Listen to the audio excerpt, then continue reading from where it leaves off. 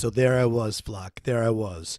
I was down in Dallas. I was there for a work event. And, and I know, like, hey, I'm not going to be able to watch this game. I won't be able to watch this game live. So I happen to be an Xfinity customer, still pay through the nose for cable. So I'm able to DVR the game at home. And then I'm able to, I know I could watch it later from the laptop. Had to tell all my colleagues, hey, I don't want to hear anything. No tips. Don't joke about it. Nothing. Turn my phone off. Get done around, I don't know, probably about midnight local, so 1 a.m. Eastern, maybe it's 12:30 Eastern, because I'm in Dallas, so you got the whole hour thing. And I get back to the hotel after like a 40-minute ride, because it was kind of far away from where we were at, maybe 30 minutes, maybe I'm exaggerating a bit. It just seemed to take a long time because I wanted to get back there.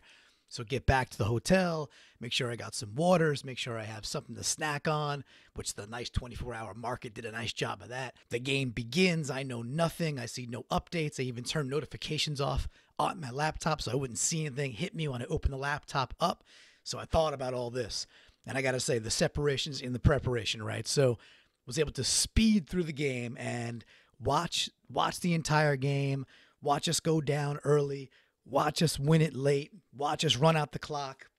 And it was so nice. I was able to shut the laptop, 27-24, Seahawks victory, watching Rodgers kind of get all pouty, pull the covers over, and just kind of drift off to sleep with victory. So huge. Talked about it last week, viewed it as an elimination game because in my opinion, it absolutely was an elimination game. We come out on top. Now we're 5-5. But this caused an issue for me. I watched it super late at night. I sped through all the commercials. I was even speeding through some of the replays just to make sure I didn't fall asleep, right? Just get to the plays. So I didn't watch it with the intensity that I normally would. I certainly wasn't taking notes because at this point it's probably like 2 a.m. and I'm just trying to watch the rest of the game. So I'm like, you know what? Like, I didn't take good notes this week, so I need to open this thing up. Why don't I flock source this? I didn't watch the game with pen and paper. I don't have my ledger. I'm not going to have time this week to go back. So why don't I open this thing up to the masses that are the 12-12s, to the flockers out there, and see what they come back with. So I flock sourced it. I put it out on Facebook this week and said, hey, Flock, what do you think? If you were doing 3 and 3 outs this week, what would you do? So this entire episode is shaped and created by you, the Flock. So we'll go through at least 6 of them. We're still going to keep to the same format. I might pull out a few others that I really like, but a big, huge thanks to the entire flock out there on the Seahawkers Pod Ring of Honor on Facebook. You're the ones who put this together, so this episode in its entirety is dedicated to you. So hey, Flock, you might have noticed by now this one is an audio-only version. If you didn't notice by now, I'm not sure what you're doing. Maybe you're just listening audio and you didn't know anyway, but no video this week. I won't have the time with the crunch of Thanksgiving, and for me it was either get something out that I hope you all like, or it's in jeopardy of getting out at all. So I kind of have a mantra in life that done is better than perfect. Kind of perfect is an illusion anyway. So let's get it done. Let's do something good, and let's get on to our Thanksgiving feasts that are coming right up. I'm doing this on Tuesday morning, and our Thanksgiving feasts are coming right up on Thursday, so it's gonna be a blast. And we get the family, we get the food, we get the football, and it's just a great holiday. So I am extremely fired up for this Thursday. So you get the audio version, but again, it's gonna be centered around everything you did. I do want to say I have one regret. I have one major regret for not doing video, and that is, it's a regret, but it's also a shout out. It's a regret in the sense that I know that Flocktimus Prime, aka Keith Ketover, I'm not sure which one is the mild-mannered self and which one is the superhero, which is the gift father, because he's an amazing human being. But Keith Ketover last week, when I did a video version, I kind of hit him up on Facebook and said, hey, I was like, there's one in here that is really gift-worthy. And I didn't tell him which one. I wanted to see if he could pick it out and surprise.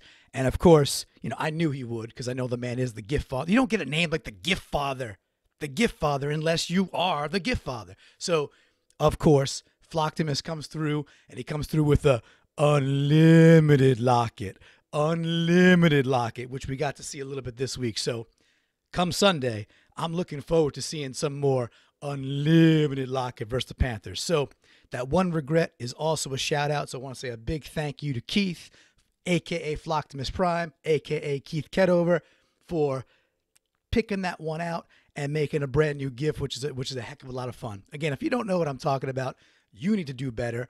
Get in theflock.com. Get into the Seahawks Pod Ring of Honor, because it is the most fun way to watch a Seahawks game in the universe, in the multiverse. And I just saw Infinity War, I should say, on the way back from Dallas. And man, oh man, that is a damn good movie. All right, on to this week's 3 in, 3 out.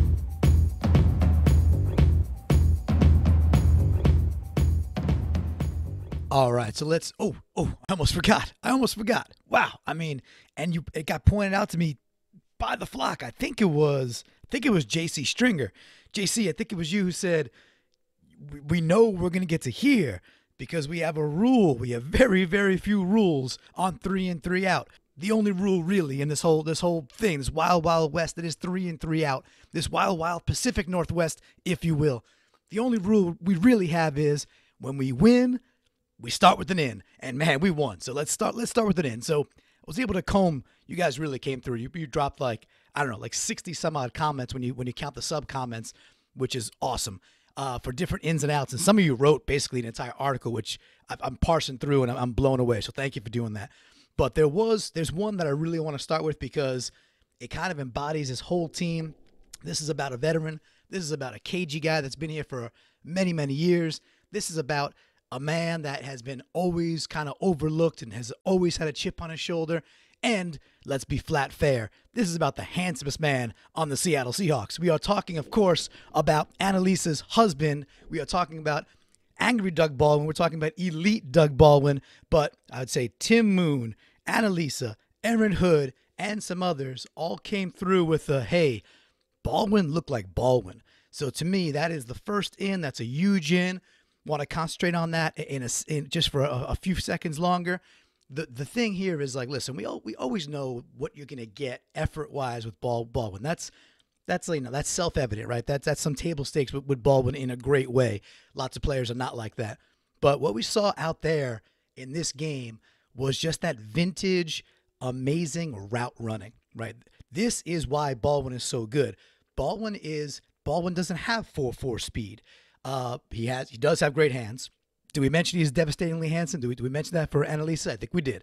But what makes him a special talent in this league, which is, immersed with tons of special talent or permeated with tons of special talents, is the fact that he can create separation by being one of the top route runners in the entire league. There was one play down the right-hand side, I forget which quarter, I apologize, where he kind of did the out. He did like the up and out, and up and out, and then back out. It was like a little triple. Maybe it was a triple Lindy. It might have been Thornton Mellon. There might have been someone yelling, "Thornton, we need you. Get your suit on." I'm not sure. Again, I was watching the game late, so if anybody heard that or saw some heckling from Robert Downey Jr. from the stands, let me know. We could confirm that. Anyway, I'm pretty sure Doug Baldwin did the triple Lindy, and he got open and a beautiful 18-yard strike or something like that down the sidelines.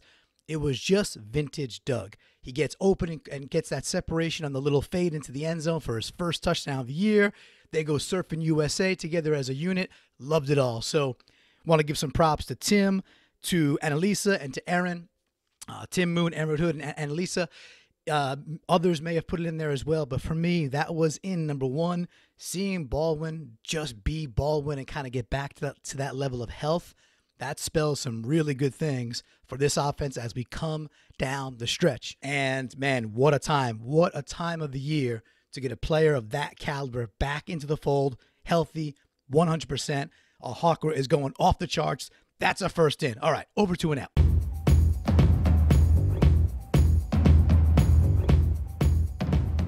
All right, flying over to our first out, we got a couple that came in from the likes of Colin Stringer and, of course, Hong Kong Hawk Dave Bloomquist.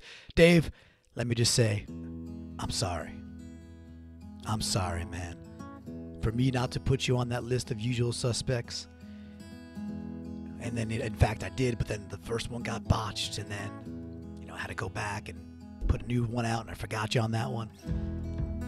I want to say I'm sorry, Dave. I'm sorry. I'm hoping for forgiveness. I feel the hawk will wash us over and we'll be cleansed, and I feel like we'll be cool. But I do appreciate being called out on that, because if you can't break my stones, then what the heck? What are we doing in society, right? So I love that. I love the fact that you came at me and said, how the heck am I not on that list? So you were right. You are right. I need to do better. So, but this one is, by the way, you're not getting this out because you called me out. You're getting the out because it's a good observation. But this one with Colin Stringer and Dave Bloomquist really talking about the pre-snap penalties, but two sides to the coin here, both kind of hovering around the same out, if you will. There's an electron, there's a proton, and the nucleus here for this out is the actual pre-snap penalty issue.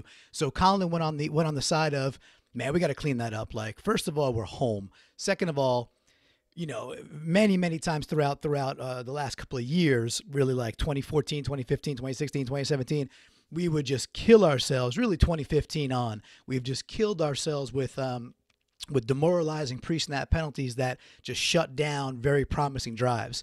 Fortunately, this time we actually overcame that a couple times, but super frustrating to have that first half specifically. So many pre-snap penalties, at home. I mean, that just can't have that. So appreciate Colin bringing that to the forefront. Now, Dave's take was the weak sauce of Seattle kind of blaming that, hey, Green Bay was shifting and maybe shifting illegally at the line. Now, again, I watched the game late. I didn't dive too much into it, but I also just don't love the blaming of somebody else. I mean, were they shifting illegally? I mean, I don't even know. How does a defense shift illegally? They seem to be doing legal things, just kind of moving. I don't really get that argument. But so if someone wants to enlighten or, drop some comments when this comes out about if that was indeed illegal from the Packers standpoint, then fine, let's talk about that. But I agree with you, Dave. Like, talking about somebody on the defensive side doing something that's making you jump. Well, duh, that's kind of part of their job, right? So I didn't like that one bit either. But either way, the nucleus there is the need to, hey, you know what? We don't have to make excuses about the Packers doing something that may or may not be illegal. Again, I can't see how it is. If we just don't have these pre-snap penalties. So let's clean that up. We still got the Panthers. We still got the Vikings.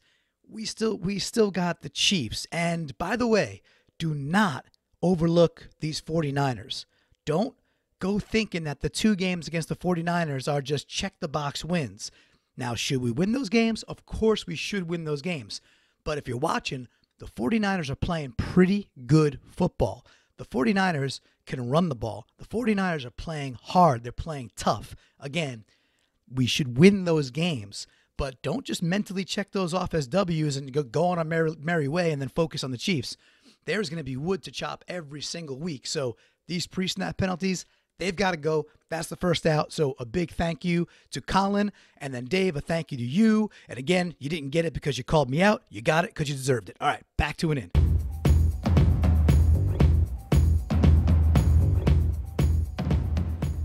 All right, so for those in the flock or those just arriving at the flock, maybe you're on the precipice or in the vestibule to becoming part of the flock. And if you're there, you really ought to just take the jump. I mean, geez, starts at $1 a month, right? So getintheflock.com, go figure that out. Level yourself up if you're already in. And if you can, then get into the Seahawkers Pod Ring of Honor because, again, all these thoughts and ideas and conversations are happening on this group, on the Facebook page, and it's quite awesome. If you do listen to 3 in, 3 out, you know that the mantra is kind of to dig into the nooks and into the crannies and to find things that are below the surface level. And, a couple of you absolutely did that. So thank you for bringing things that were not surface level. One in particular I loved. One in particular I absolutely loved. She said on Facebook that maybe she was a little tardy to the party and got here late to the game. You know what? That doesn't matter. I wasn't recording until this moment. And you got it in, so that it's binary. It's either it's in or it's not. You were in, so your in is now an in. What I loved about this from Rebecca Christensen is that she focused on something really small. She focused on the stones and the gumption and the wherewithal and the knowledge for Pete Carroll to throw that challenge flag on that more catch. I'm going to say it like that. I'm going to say on that more catch. With, the inflection being still questioning that because I still don't know what a catch is in the NFL, in the modern NFL. I see scores like 54-51, and I'm not really sure I enjoy that. I want some more smash mouth. I want some more defense. That's fine. That's going to ebb and that's going to flow. I still don't know exactly what a catch is. But on that more play down the sideline, you could tell that he goes up, he gets it. He does take like 2.5 steps. The ball begins to jostle and he kind of fumbles it forward. It's ruled incomplete. In real time, it looks super fast. You really can't tell what the heck's happening. But we've seen this year that there was kind of a policy change or a shift change in the NFL to help clean up what is and what is not a catch. So, apparently Carroll knows. This is the second time this year he's thrown a challenge on one where I'm like, ugh, that's kind of dicey. I really don't know. And we've won. So this in goes to Carroll and his team on the sideline and to Rebecca for bringing this one out. That was a big, big play. A conscious, heady decision. I think heady came up during the broadcast too. But anyway, but that was a great decision by Carroll, and it's those little things that bring us victories, right? So they all add up. So Rebecca, great job pulling that one out. You were the only one to flag that one. And again, I'm not giving it to you because you're the only one who flagged it. You get the in because I thought it was a really cool observation. I thought that's the kind of in that I would go dig for myself if I was watching him properly with my ledger and my beer and everything else. But it was 2 a.m. and I probably had Cheeto dust all over me. And it sounds as bad as it is. All right, let's get on over to the next out. Good job, Rebecca.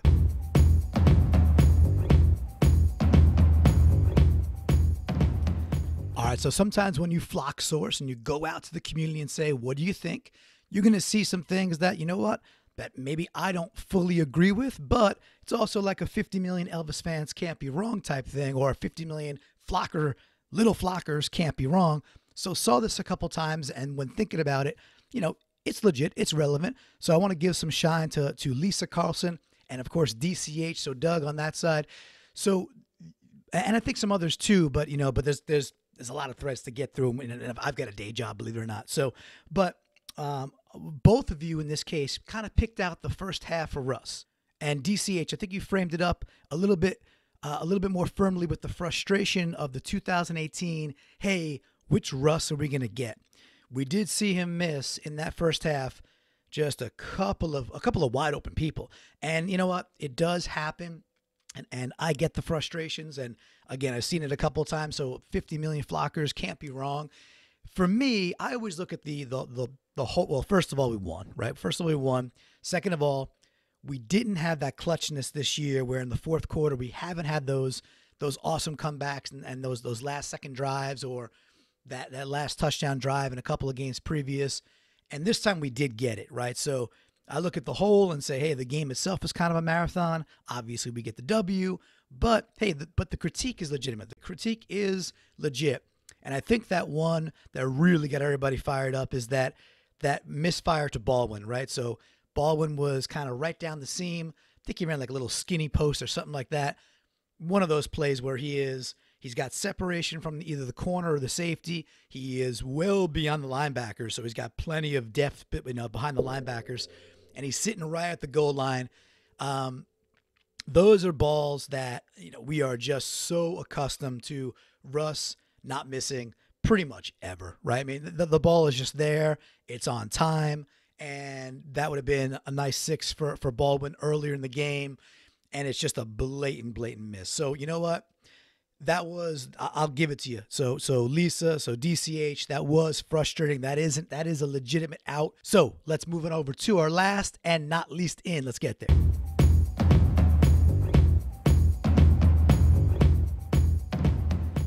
Okay, so if you listened last week, I had a ledger problem, right? I had a problem, the fact that even though we had just lost to the Rams by a little bit, I had so many more things on the outside of the column that I wanted to share than I did on the inside of the column. And I was like, you know what? That's probably indicative of a loss. This week, it is the exact opposite. I've got 2 more that I really want to share as an in, and there's less on the loss side this week, which again, it's just like reading the tea leaves. Well, I guess tea leaves is kind of a predictive thing versus a reactive to what we're seeing from analysis. But there's more good stuff to talk about, which is just a good sign. So I'm going to give you one, and then I'll put a bonus one in later because I think it's worthy. I think it's kind of got something a little fun to say to it. This one I like a lot because this one is, again, it's one of those nooks, one of those crannies. Going back to Colin Stringer, Colin pointed out that between Vanette and Dickson, in this game, Dickson, they're kind of going back and forth with taking turns scoring huge touchdowns. And it's making us go like, Jimmy who? Like Jimmy Graham's years here? Like, what were they about? So I liked Jimmy Graham when he was here. I was a big proponent of Jimmy. We talk about hearing Jimmy a lot. And, I did like his time with Seattle. So I'm not gonna crap on the guy now that he's not here. However, Colin's point is still, and Colin's in, is still highly legitimate and a great little nook and cranny. The bottom line is Vanette and Dickson have caught some huge passes this year, some tough passes, and they've been in like the biggest moments. They've very often been for 6 points and very often put us in a position to either win the game or to win the game. I guess I said the same thing there with a different emphasis on the syllables, but the point being is our tight ends are coming up huge. You go to the game box there, whatever you call that, with the stats when they put it inside a box. I forget the actual name, but when you go to look at the stats, Vanette and Dickson are not blowing things up. However, they've got a couple of key catches per game, and they are getting the red zone touchdowns, which of course you want from your tight end. That's not not rocket surgery in itself right there, but it's the superset in. It's probably got to give a little shine to Schottenheimer, right? This red zone offense is just damn good. Knock on wood, knock on everything. Our red zone offense is precise.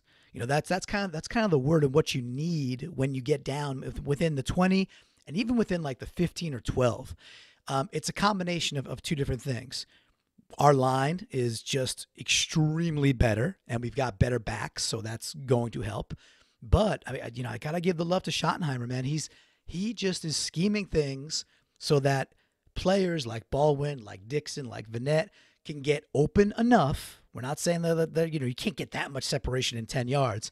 Open enough, and then gotta give love to Russ too, right? So the in starts with this week with Dickson. So give Colin some credit for coming up with that one.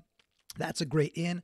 But the tight ends are making big plays, specifically in the red zone. So Schottenheimer gets the love there. And then you know what? Russ, inside the red zone, again, knock on wood, Russ has been tossing dimes all year long. And we are a very, very good, very efficient red zone team this year, something we have not been in the past. So, Colin, good job there. That's the last in. I will give everybody a bonus in, but it'll be after this last legit out.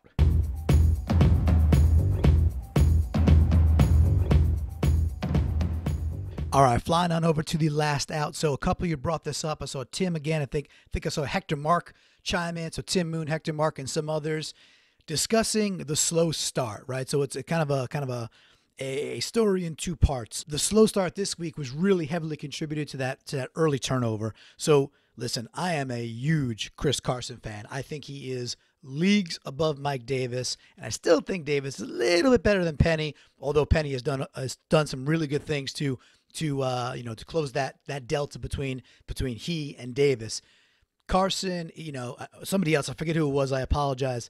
This would have been an in unto itself, like the yards after contact.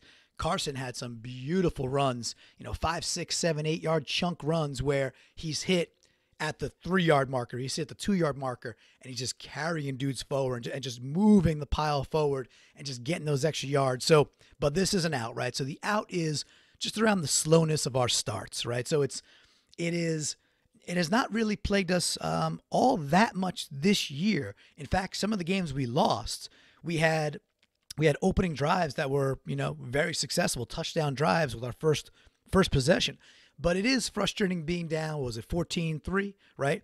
So being down early and just getting that, oh man, what's going to happen here? That you at 14-3, you're really like one bad defensive play away from game over. You're a one slip, one mess up, one assignment thing that gets blown, away from being in too big of a hole where your entire game plan is just tossed out the window, and then we become predictable and yada yada yada. Didn't happen that way, so we can't focus or dwell on that. But I'd give this out to the two sides of, hey, Carson, he knows he's got to hold on to the ball. What I did love is that Carroll and Schottenheimer were unafraid to go back to Carson, even though they got two other capable backs. They still understood, hey, Carson is our best back, and this is going to be a very physical game, just up the gut running, and it was. And they still fed Carson. Carson got the touchdown later. He had 80 some odd yards. He ended up having a good yard per carry average. So Carson ended up having an overall good game. But the early turnover paired with the slow start defensively, man, it was a little ugly. It was a bit ugly. So as we come down the stretch, there's just some things to button up there. So that last out is just the mixture, if you will, the mixture of the slow start plus the early turnover. Can't do that. Have to button it up. Have to have those things right. But I gotta say, I forget the character's name from American Pie, where they're staring at Stifler's mom, the painting of Stifler's mom, and he goes, "What's the dude's name?" Somebody out there knows me. He's like, "Confidence is high." I repeat, confidence is high. So for me, my confidence as we head into the remainder of this season, the last 6 weeks of the season, is pretty darn high. I feel and I felt for many weeks that this is a playoff caliber team. This team can make a run at the right time and can do some damage. We still got wood to chop. All right, I did promise everybody a bonus in. So let's hop over to that bonus in real quick. Okay, so here's a bonus in. Like I said earlier, my ledger, or your ledger, which I agreed with, is just the cup overfloweth on the side of the ins this week. And there's one that I think is super, super cool to discuss. So the idea of this kind of three-headed monster, right? So in the running back scenario, we were just discussing, we got Carson, we got Davis, we got Penny. Penny's showing signs of doing some special things. His lateral side to side, his Danielson side to side is quite good. He's sanding the floor and he's doing some big things. This three-headed monster, the in doesn't really go to the running backs. Like the running backs, I'll give them the shine to lead it up, but it is the O-line. And why is the O-line successful? Like peel it back one more layer, get down to one more cranny. This is all about Solari, right? So this bonus in goes to Solari. But when I start thinking about three-headed monsters, I don't know if there's any Godzilla fans out there, but remember that three-headed dragon that kind of shoots the electricity? By the name Ghidorah, right? So you had Ghidorah, and he was a mean one. I think he lived on Mars in the annals of Godzilla history there. But he's that three-headed dragon monster that kind of just hits you with the lightning bolts, and he's a pretty badass dragon named Ghidorah. And if you say it with that Japanese accent, he's a Ghidorah. So what I want to profess is that our three-headed monster is called Solari. So whenever you see all three of our guys balling out back there, it's not just the three of them. It's not just the O-line. It's the man behind the man behind the man who goes by the name of Solari. So that is the bonus in with a little love for Godzilla, a little love for Ghidorah, and of course, some brand new love for Solari, our three-headed monster driven by that man. Cam! Oh, Cam. All right. We are heading into, what is that, Bank of America Stadium over in Charlotte there? I'm pretty sure it's Bank of America Stadium where the Panthers play.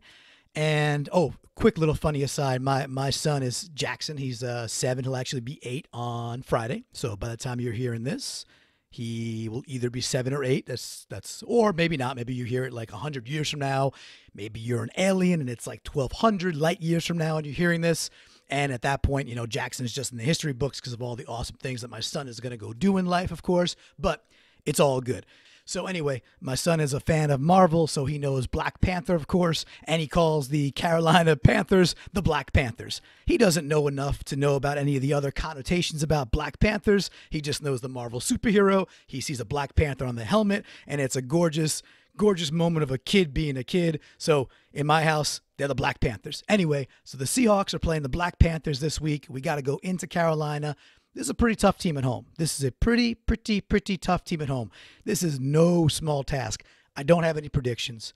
I'm not coming at you with that. I'm just saying I just cannot wait to be back in my kind of big red chair over here that I have downstairs in my little romper room. I'm going to have a cold beer. I'll be on the Facebook Pod Ring of Honor with all of y'all. I'll be on Twitter. Make sure you're hashtagging it 3 in, 3 out, 3I30. Maybe we'll do something similar like this next week. Want to give a big shout out to all of you who contributed. This was a ton of fun. This was a lot of fun just to put it out there and say, listen, I didn't take a ledger this week. Hey, Flock, what do you got? So we Flock sourced it. You all came through and then some. So thank you to everybody who contributed. Hey, I couldn't fit everybody in.